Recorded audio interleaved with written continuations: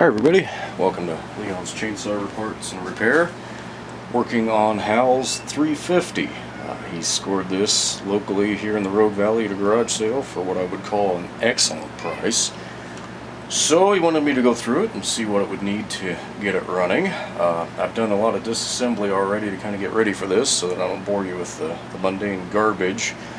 First thing I wanted to do was check this for spark, and it does not appear to have spark. There's two ways, well, there's a number of ways of testing these. These have a module under the cover and then a transformer out here. I've taken the transformer off and put this Homelite tester on.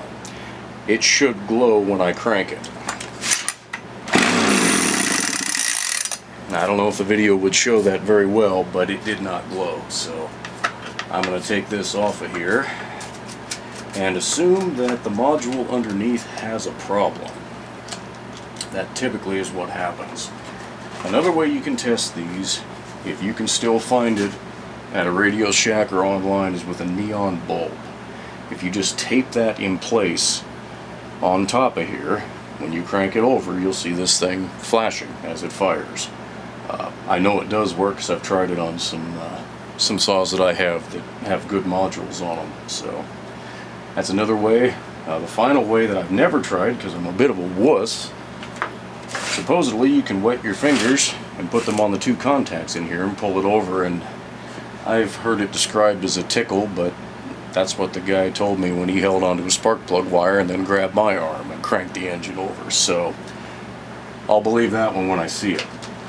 So anyway, some common areas to look for problems on these things. The carburetor intake boot's probably the number one, and probably about as close as I can get. You can see all the goo down there. In fact, this one was so bad, when I took the carburetor out, I had a big stringer coming off of it. All of that is decomposed rubber boot, and that is nasty. Try to avoid getting that on your fingers unless you want to have a black stain for about 3 days. Lacquer thinner, carburetor cleaner, all those other kind of really caustic cleaners will take it off. And that's what's going to be necessary here, and get all that cleaned up and replace that. These have an anti-vibration system. These rubber mounts, pins going in. I can see down here there's one missing. The threads still look pretty good, so I'm going to assume that it just vibrated out. I'm a little suspicious about this one here, because that doesn't look like a standard pin. It almost looks like a bolt that somebody has threaded in, and if that's the case, we're going to have a little bit of a problem. But I want to take one of those out right now and just check real quick. These should be a 7/16 socket. The original part was as well.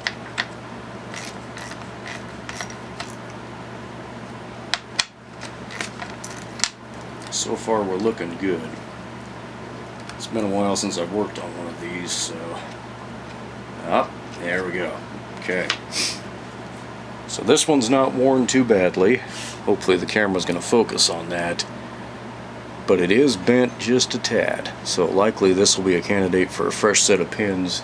Anytime you tear one of these saws down, these rubber mounts really, if you can get them, and I have plenty in the store, they should be replaced, especially if it's been sitting for decades. They just get soft and worn out. Hoses should always, if you're going to this trouble, replace them. They're really not that difficult. You've only got two to worry about here. This one's the crankcase pulse hose, fuel hose. Take the time to get some Tygon and replace it. Now, Hal warned me about this cylinder. Yeah, it's kind of dark down there. I don't know if I can shed any more light. There we go. See, that looks a little big. It's because it is. Somebody stripped out the spark plug and then installed a helicoil, which the helicoils never stay in. They seize to the plug and come out with it. So if I have a 350 cylinder in my stock, I will put it on there.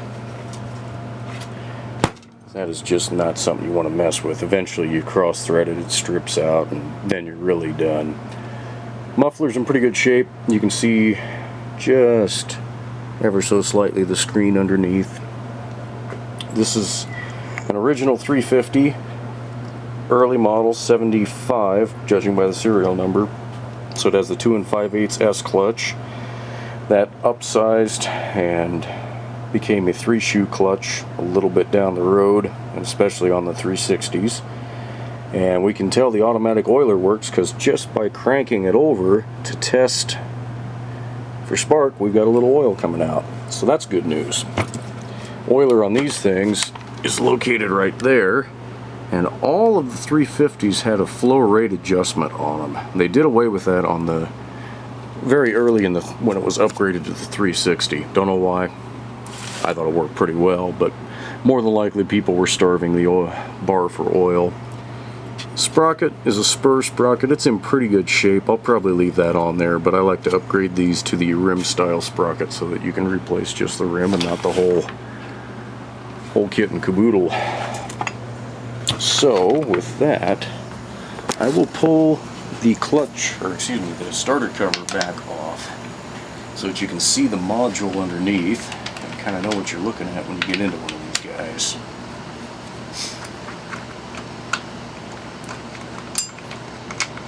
One other challenge that this saw has is this front starter screw is stripped.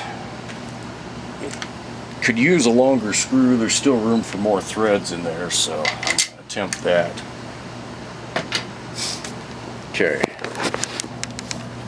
So that's the rest of the ignition system. It looks like a regular coil. You've got your 2 leads that run over to the transformer contacts. Transformer screws in place over the spark plug, and in theory she makes spark. So most likely this module is bad.